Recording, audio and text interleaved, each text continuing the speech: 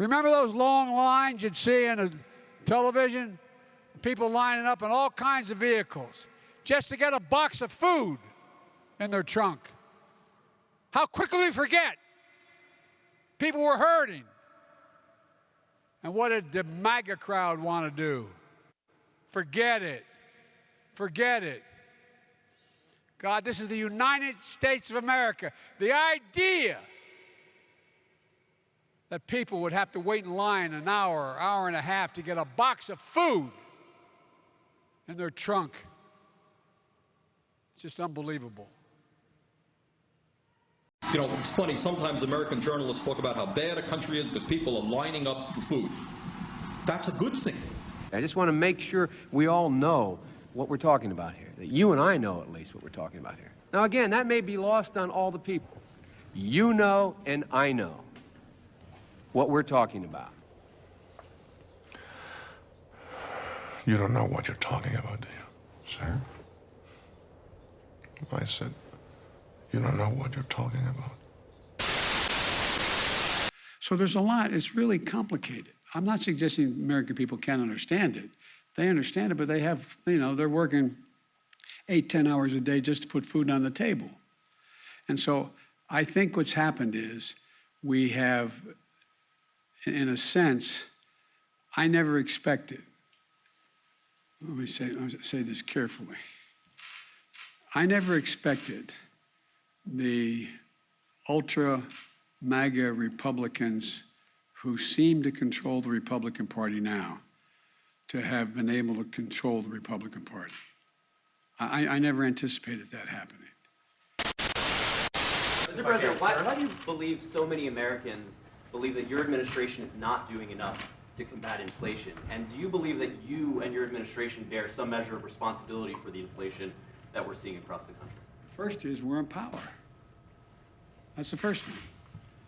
And you justifiably right, we control all three branches of the government. Well, we don't really. We have 50-50 in the Senate. You need 60 votes to get major things done.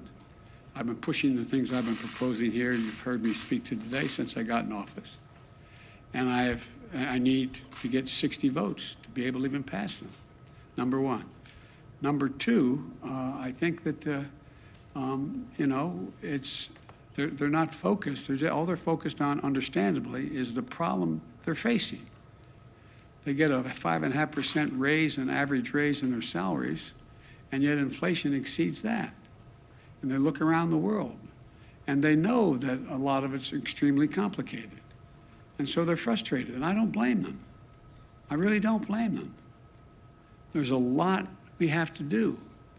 But you know as well, I shouldn't say you, I think what I have to do is explain in simple, straightforward language what's going on. Like, reason why 30% of the inflation last year is because automobiles cost more. Why'd they cost more? They couldn't get the computer chips to make them. People were making a lot more money. They wanted to buy the automobiles, they couldn't buy them because the costs went up so high because there were so few of them. The same way this year. The same way this year, the reason why prices are up. They understand, but they don't. Look, most people, the vast majority of Americans are hoping that their government just takes care of the problem and they don't have to think about it in detail at the kitchen table, or at the dinner table. And that's understandable, no matter what their background. But right now, it's confusing. There's a war in Ukraine, and they're scratching their heads like, what the heck is Russia doing? Should we be helping? They think we should be helping the innocent Ukrainians. But what impact does that have? Do you think the average person, whether they have a PhD or they have any other job, sits and thinks, wow, there's thousands of tons of grain in elevators in Ukraine. They can't get out. And Ukraine's one of the biggest producers of corn and wheat. Huh. I wonder whether that's the reason my prices are up. Do you take any responsibility for the inflation in this country? Do you take any responsibility for your policies? I think our policies help, not hurt. Think about what they say. The vast majority of the economists think that this is going to be a real tough problem to solve, but it's not because of spending. We've brought down the deficit. The bottom line is, how much does America owe? How much in the hole are we going? We're reducing that. A year ago, the administration was saying that inflation was transitory. That's obviously not the case now. How long do you think it will be until we see prices coming down? I'm not going to predict that. It ranges depending on which economists you're talking to by the end of this year, and some say it's going to increase next year. But there's others say by the end of this year you're going to see it come down by the calendar year. I don't know, but I know what we have to do to make sure that we can bring it down.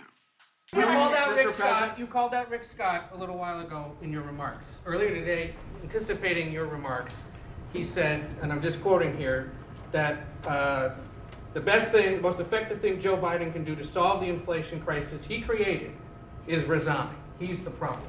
Resign. The senator That's added a good later. idea. The senator added later, Joe Biden is unwell, he's unfit for office, he's incoherent, incapacitated, and confused. These are his words. Offering you a chance to respond to that. I think the man has a problem.